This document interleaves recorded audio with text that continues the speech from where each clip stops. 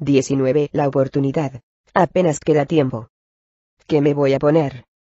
Se lamentó Viaste Ganderley cuando Meralda le dijo que la boda se había adelantado al equinoccio de otoño. Si tenemos que llevar buenas ropas, Lord Ferengall ya nos las proporcionará, dijo Donny Ganderley, y dio unas palmaditas a su esposa en los hombros. Por la mirada de orgullo, y, sobre todo, de reconocimiento que le dirigió su padre, Meralda supo que comprendía el sacrificio que estaba haciendo. ¿Cambiaría aquella expresión si se enterase de que estaba embarazada? Meralda logró esbozar una débil sonrisa en respuesta pese a sus cavilaciones, y fue a su cuarto para vestirse.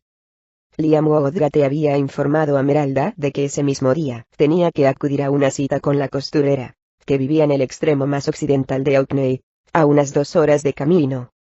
El gran día, no puede llevar un vestido prestado, había exclamado Liam. Si me permite decirlo, Viaste, su hija será la novia más hermosa que nunca ha visto Orkney. Cómo se había iluminado el rostro de Viaste. Cómo habían brillado sus ojos. Paradójicamente, Meralda se apenó, porque, si bien sabía que estaba haciendo lo mejor para su familia, no podía perdonarse a sí misma haberse comportado como una estúpida conjaca. Ahora tenía que seducir a Lord Ferengall, y pronto, quizás esa misma noche.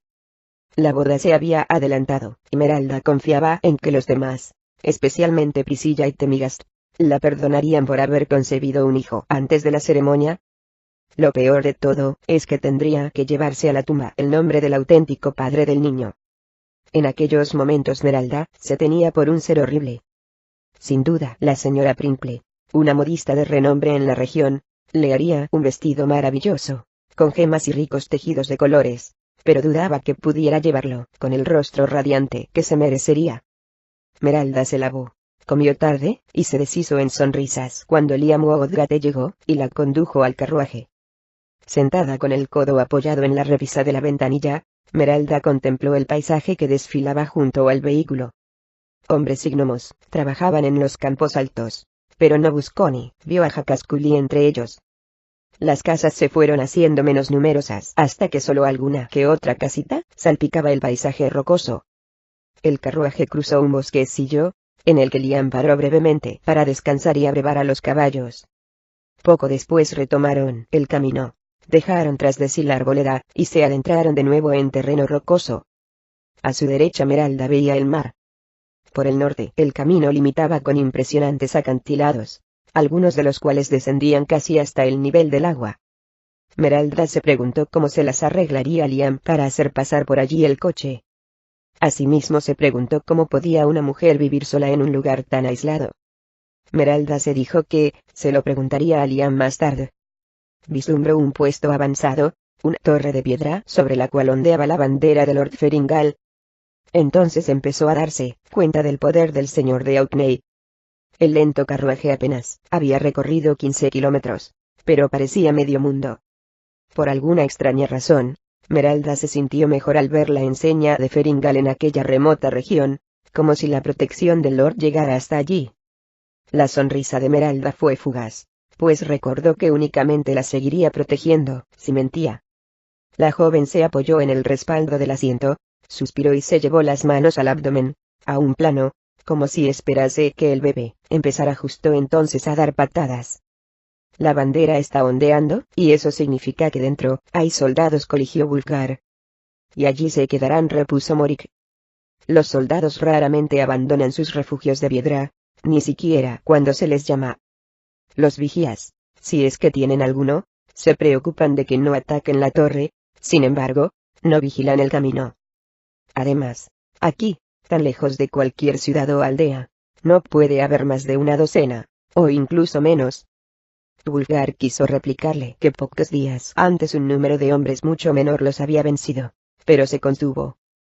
Tras el desastre en el desfiladero, y fiel a la norma de que un buen bandolero nunca se queda mucho tiempo en el mismo sitio, sobre todo después de un ataque fallido, Morik sugirió que abandonaran la región, por si acaso los mercaderes alertaban a los guardias de Luskan. Morik propuso que se dirigieran al norte, al Valle del Viento Helado, pero Wulfgar no quiso ni oír hablar del asunto. Pues entonces iremos al oeste, dijo el rufián.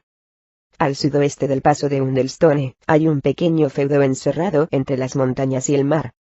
Muy pocos van, porque no figura en la mayoría de los mapas, pero los comerciantes de las rutas del norte lo conocen, y a veces, se pasan por allí en sus viajes de ida y vuelta a 10 ciudades.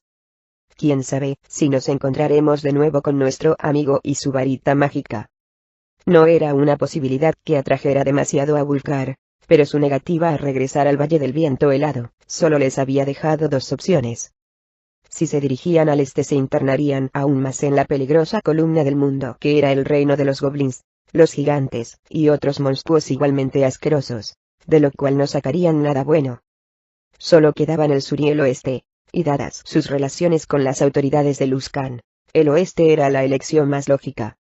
Parecía que habían elegido bien, porque vieron aparecer por el camino un lujoso carruaje, seguramente de un noble, que no llevaba escolta. Podría tratarse de un mago, dijo Wulfgar, que no había olvidado el dolor que le causaron los rayos de la varita del hechicero. Que yo sepa, en esta región no vive ningún mago de importancia, replicó Morik. Hace años que no has estado aquí, le recordó Wulfgar. ¿Quién se atrevería a viajar solo en una carroza así? Se preguntó en voz alta. ¿De qué te extrañas?, preguntó Morik. En esta zona al sur de las montañas nunca pasa nada, y, después de todo, hay puestos avanzados a lo largo del camino, añadió señalando la lejana torre de piedra. La gente de por aquí no se encierra en casa por miedo a los goblins. Wulfgar asintió, pero parecía demasiado fácil. Se imaginó que, como mínimo, el cochero sería un guerrero veterano, y era probable que dentro viajaran otros, que quizá manejasen peligrosas varitas u otros objetos mágicos muy poderosos. Pero una simple mirada a Morik convenció al bárbaro de que no lograría disuadir a su amigo. El rufián aún continuaba dolido por el fracaso en el desfiladero, y quería dar un buen golpe. Abajo, el camino dibujaba una amplia curva alrededor de un espolón montañoso. Morik y Wulfgar tomaron un atajo que los condujo de nuevo al camino, muy por delante del carruaje, y fuera de la vista de la torre de piedra. Inmediatamente Wulfgar se dispuso a tender la cuerda, y buscó algún sitio donde atarla. Solo vio un esbelto árbol que no parecía muy adecuado. Vamos, sube ahí, le dijo Morik, señalando un saliente rocoso. El rufián echó a correr hacia el carruaje, que ya aparecía por la curva, al tiempo que sacaba un látigo. «Deja paso», gritó Liam O'Doherty un momento después. «Tengo que hablar con usted», gritó Morik a su vez, plantado en medio de la estrecha vía, sin moverse. El gnomo moderó la marcha, y finalmente se detuvo a una distancia prudente del bandido, demasiado lejos para que Wulfgar saltara, como notó Morik. «En nombre de Lord Feringal de Orkney, te ordeno que te apartes», afirmó Liam. «Necesito su ayuda, señor», explicó Morik, que vio por el rabillo del ojo que Wulfgar se preparaba. Entonces, el rufián avanzó un paso, pero Liam lo conminó a que retrocediera. «Mantente a distancia, amigo», dijo el gnomo. «Mi señor me ha encomendado una misión, y si no te apartas no dudaré en pasar por encima de ti».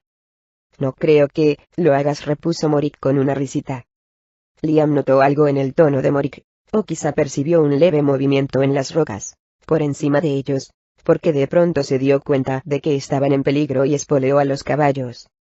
En ese momento Wulfgar saltó hacia adelante, pero se estrelló contra un flanco del carruaje, detrás del cochero. El impulso que llevaba, y el ángulo del escarpado camino hicieron que el vehículo se levantara sobre dos ruedas. Dentro, una mujer gritó.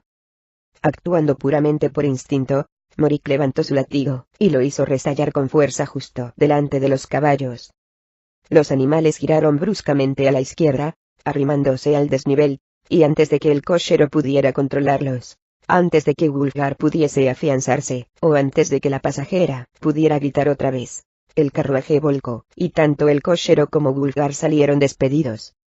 Aturdido, Wulfgar se puso trabajosamente en pie, dispuesto a plantar cara al cochero, o a cualquier otra persona que saliera de dentro del vehículo, pero el cochero estaba tendido sobre las rocas, gimiendo, y dentro del carruaje no se oía ningún sonido.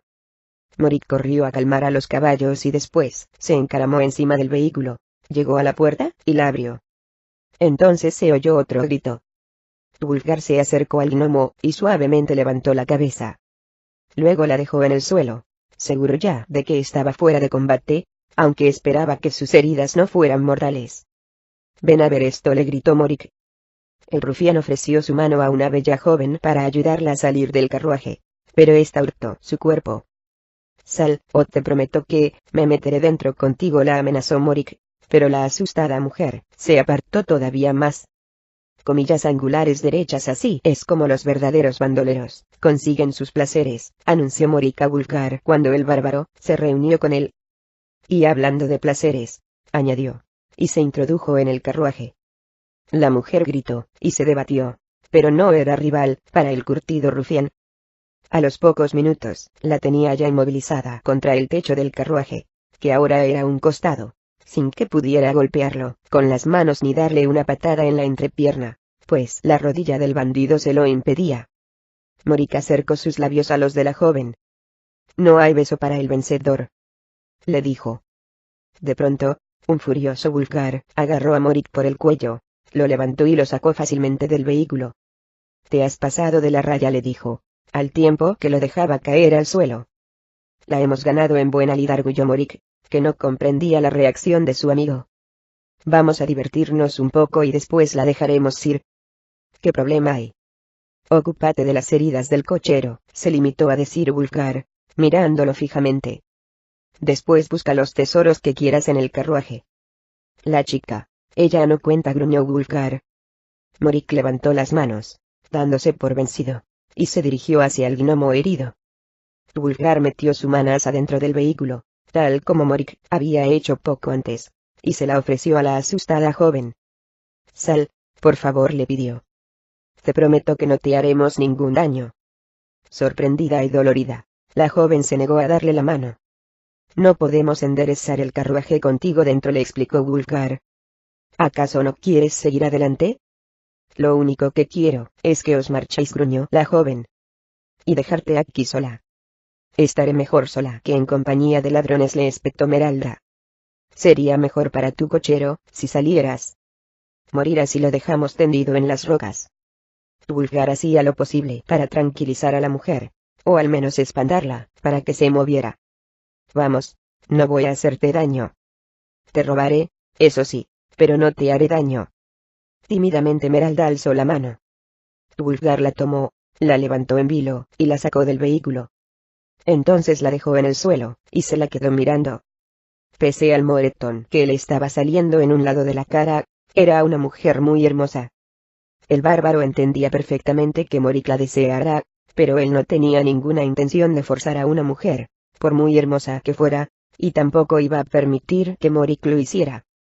Los dos bandidos registraron rápidamente el carruaje, y, para alegría de Morik, encontraron una bolsa llena de oro. Wulfgar buscó un tronco para hacer palanca. «¿No estarás pensando en enderezar el carruaje?», le preguntó Morik, incrédulo. «Pues sí», repuso Wulfgar. «No puedes hacer eso», le explicó el rufián. «La chica lo conducirá a la torre de piedra y tendremos una hueste de soldados tras nuestros talones en menos que canta un gallo». Pero Wulfgar no lo estaba escuchando. Había encontrado unas rocas de gran tamaño, y las estaba colocando cerca del techo del vehículo volcado. Con un fuerte tirón, levantó el carruaje del suelo, y, en vista de que Morik no lo ayudaba, se afianzó y logró liberar una mano con la que deslizó una roca bajo el techo. Los caballos bufaron, y tiraron, amenazando con descalabrar el montaje que había ideado Wulfgar. «Al menos calma a los caballos», dijo a Morik, pero el rufián no se movió. Wulfgar miró a la mujer y ésta corrió hacia el tiro, y tranquilizó a los animales. «Ayúdame». «No puedo solo», dijo Wulfgar a Morik, y esta vez su tono era más airado. El rufián soltó un largo suspiro de resignación, y caminó pausadamente hacia el bárbaro. Entonces estudió la situación un instante, y fue a buscar la soga que Wulfgar había dejado caer. La pasó alrededor del árbol, y el otro extremo lo ató en el borde superior del carruaje.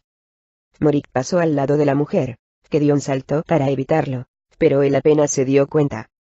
A continuación, el rufián sujetó a los caballos por las bridas, y tiró de ellos, para que dieran la vuelta, y, al hacerlo, arrastrarán el vehículo lentamente, de modo que las ruedas estuvieran equidistantes respecto al árbol. Entonces dio instrucciones a Wulfgar. Tú levanta, y yo ataré la soga para sujetarlo. Entonces tú te afianzas, lo levantas más, y podremos enderezarlo fácilmente. Wulfgar tenía que admitir que Morik era un tipo listo. Tan pronto como el rufián ocupó su posición, junto a la soga y la mujer, tuvo el tiro bajo control. Wulfgar se agachó, hizo un gran esfuerzo y el carruaje se alzó. Rápidamente Morik tensó la cuerda y entonces la ató alrededor del árbol, lo que permitió que Wulfgar cambiara de posición. Un momento después el bárbaro volvió a empujar hacia arriba, y de nuevo Morik impidió que el carruaje cayera. Con un tercer y último empujón Wulfgar logró que el vehículo quedara tambaleándose sobre sus 4 ruedas. Los caballos rebullieron nerviosos, patearon el suelo y protestaron, levantando las testas con tanto ímpetu que la mujer no pudo sujetarlos. Pero Wulfgar no tardó en acudir al rescate. Agarró las bridas, y tiró con fuerza, y los animales se calmaron. Después, usando la misma cuerda, los ató al árbol, y fue hacia el cochero, que seguía en el suelo. ¿Cómo se llama?, preguntó a la mujer. Viendo que ella vacilaba, el bárbaro añadió. Aunque sepamos cómo se llama, ya no podemos hacerle nada peor de lo que ya hemos hecho. Me parece raro ayudarlo, y no saber cómo debo llamarlo. Las palabras del bárbaro tenían sentido, y la expresión de la mujer se iluminó. Se llama Liam. Al parecer se sentía más osada, porque se acercó a ambos, y se agachó, junto a su cochero. Una expresión de preocupación reemplazó el miedo en su rostro. ¿Se recuperará? Todavía no lo sé. El infeliz Liam estaba inconsciente, pero seguía vivo, y un examen más concienzudo reveló que sus heridas no eran muy graves. Wulfgar lo levantó con suavidad, lo llevó al carruaje, y lo dejó dentro, tendido sobre el asiento. Entonces el bárbaro regresó junto a la mujer, la cogió por el brazo, y empezó a tirar de ella. Me prometiste que no me harías daño, protestó, y trató de resistirse. Lo hubiera tenido más fácil, intentando controlar a los 2 caballos. La sonrisa de Morik se hizo más amplia cuando Wulfgar pasó por su lado, arrastrando a la mujer. ¿Has cambiado de idea?, preguntó. Nos acompañará un trecho, explicó Wulfgar. No, protestó Meralda. Cerró los puños, dio un salto adelante, y golpeó a Wulfgar con fuerza en la cabeza.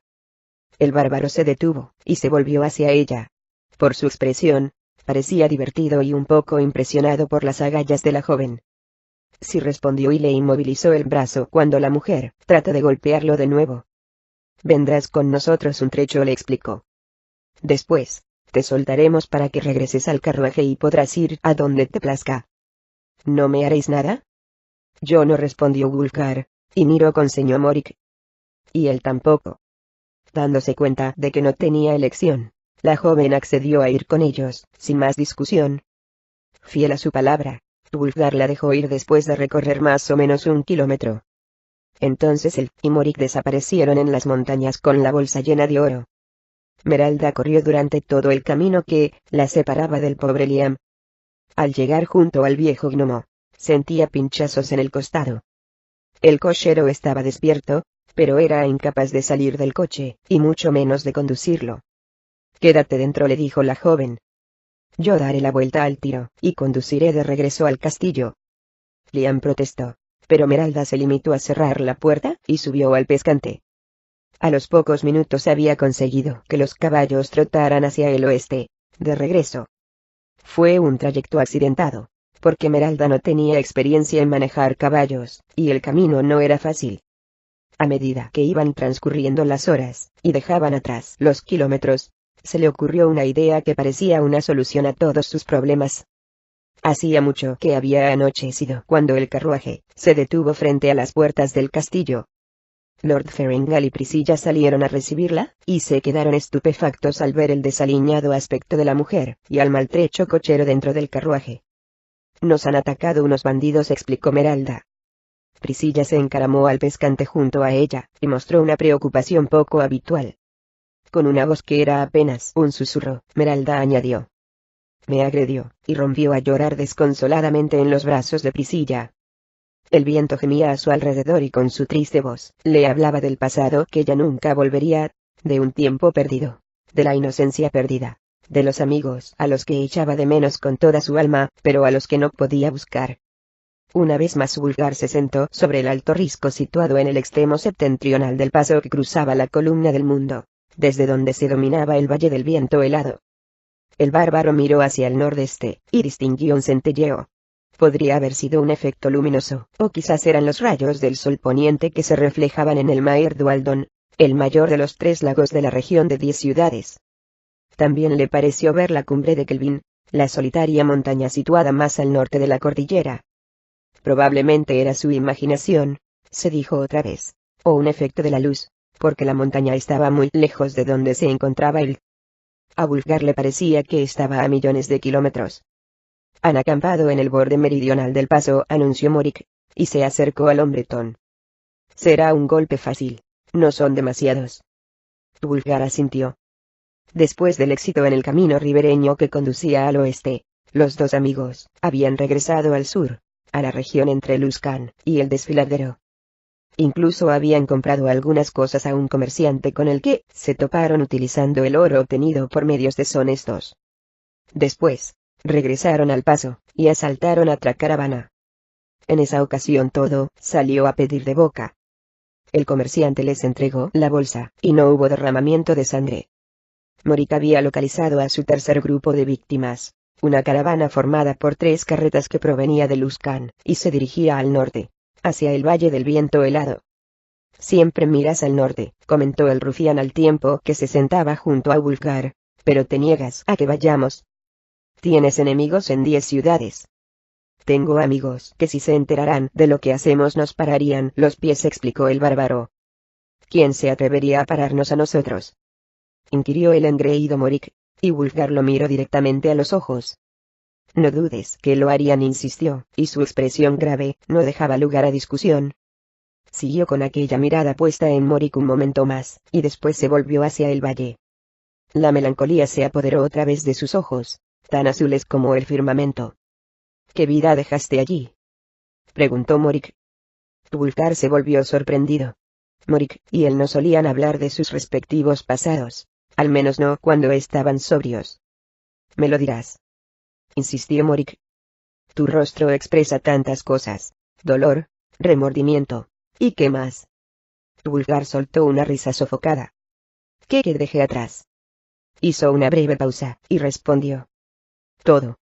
Suena un poco estúpido.